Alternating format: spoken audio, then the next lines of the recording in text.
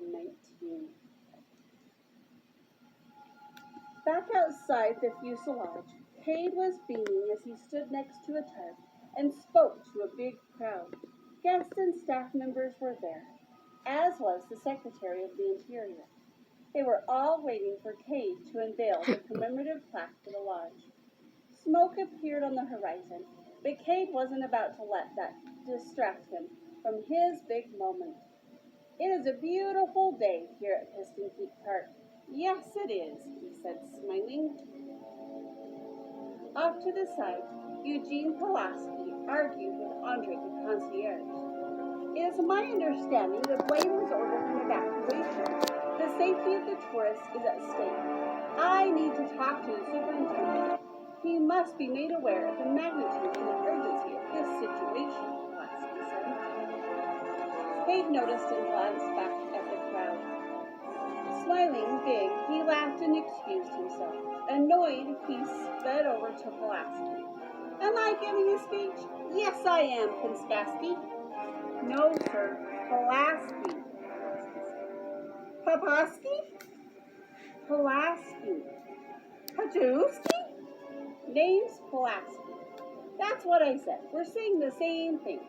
Pulaski had had enough. "With all due respect, Superintendent Spinner, the smoke over the ridge is getting closer." "Perhaps we should turn on the roof sprinklers," suggested Andre. Cade couldn't be bothered with the fire at that moment, but Pulaski was insistent. "We must evacuate." "Evacuate, yes, yes," Andre agreed. Just then, old Jammer rolled up. "Listen to him, Cade, they're right." "Come on, Spinner, let's see the plaque," the Secretary of the Interior called from the crowd. None of the guests noticed the fire. "Right away, sir." Pulaski told Cade to cancel the unveiling and get everyone to safety. Old Jammer warned him that if they waited, the fire could get even worse. Andre begged Cade to listen to them. "Who are you?" "You're a glorified bellboy," Cade said to Andre. He looked disgustingly at Pulaski. "You're an overpriced sprinkler, and he stuttered at old Jammer. "You're old and have a dumb hat on." Cade sounded like a child having a temper tantrum. "Who am I? I'm the superintendent, and today is about me and my lodge." He turned back to the crowd to continue with his unveiling. "And now is the moment I've been waiting for," he said, and dramatically pulled away the tarp to reveal a shiny brass plaque with his own grinning face with the lodge behind him in the background. "That's Bolshevik."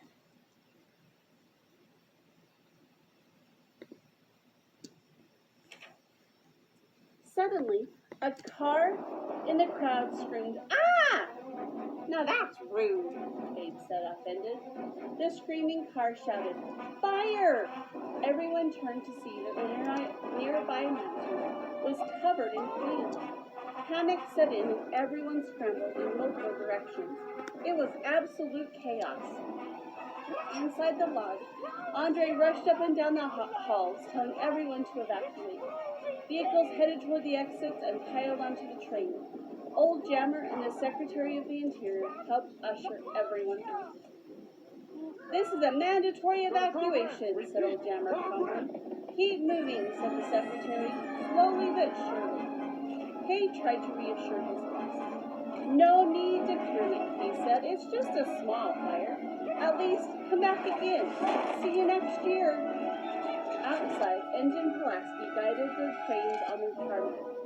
"Remember to avoid the smoke and stay above the canyon walls," he called to the planes as they took off. "All right, next please." An old lady plane rolled up, preparing to take off. She spun her prop and suddenly, whoosh, a fancy jet pulled right in front of her. "Out of my way, tail dragger," the jet said briefly. Pulaski pushed in front of the fancy jet. "Hold on, big belly. No cutsies. I don't want to upset my buddy here," he said. Pulaski's assistant braked, strung an angry gaze, and snapped down on his fire shield. The jet shrieked off, terrified. All right, ma'am, you're cleared for takeoff, Pulaski said to the old lady. Thank you, son, she replied, and flew to safety. Inside the lodge, once the train was full, it closed its doors. Andre asked the remaining guests to head to the main road exit. The train whistled as it chugged off, pulling away from the station.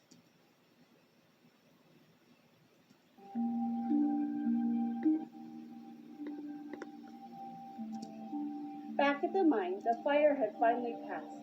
Blade pushed through the charred debris and slowly rolled out of the mine shaft. He was marked with some bad burns, and one of his tires had melted flat.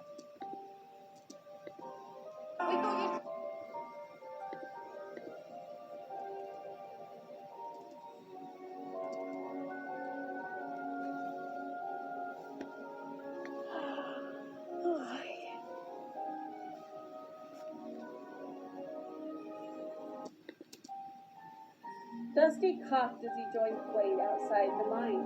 Smoke still filled the air, and burned remains of the forest were blackened and smoking from the heat. Dusty noticed Blade's burned side. Blade? He said, concerned. But Blade directed Dusty to go to the airway meadow. He figured they would be clear to take off from there. Let's go, he said, ignoring his injuries. Rosie, wake up. We have to go. Come on, it's late. We gotta go. Okay. Come on. Before you rise up.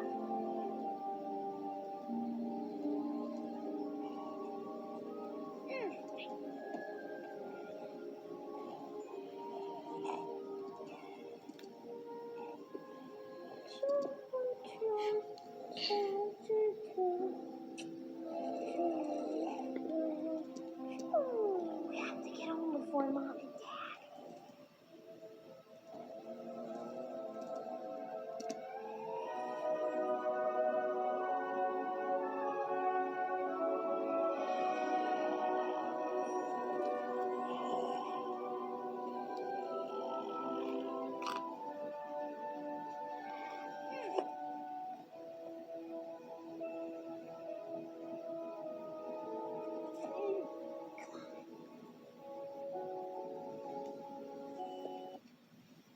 We gotta start.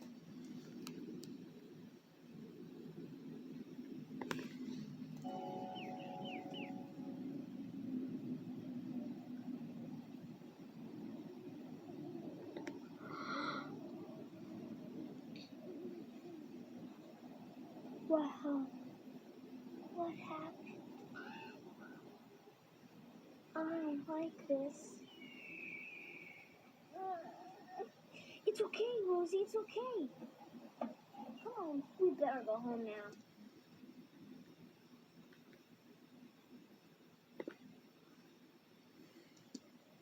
When they got to the scorched meadow, Dusty revved his engine and rolled across the terrain. It was a little bumpy, but he managed to climb into the air. Blade took off behind him, but before he was more than a few feet off the ground, his engine whined and wheezed.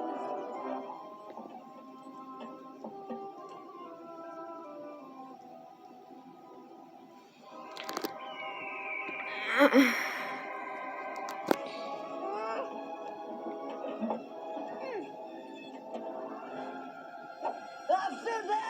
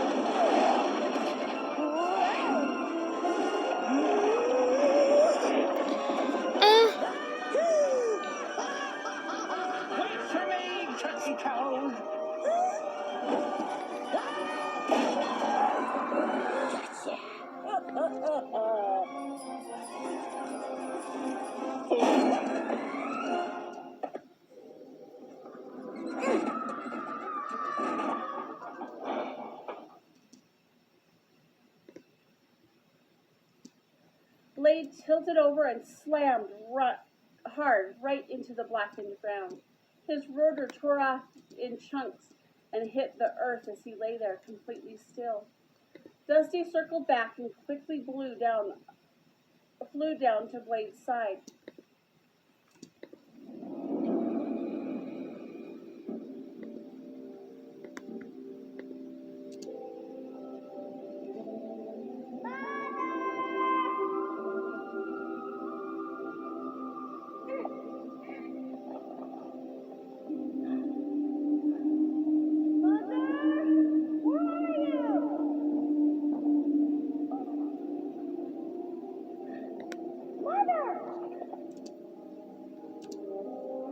Blade, he called, but Blade didn't answer or even move. Dusty called Patch right away and spoke with urgency.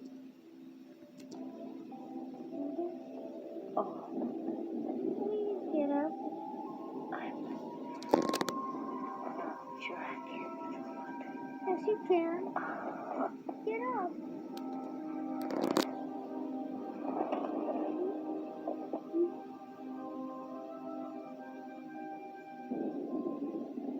Dear sweet little foot, do you remember the way to the Great Valley? I guess so. But why do I have to know? You're gonna be with me. I'll be with you. Even if you can't see me. What do you mean if we can't see? We can always see you. Little foot, let your heart guide you. It whispers. So listen closely.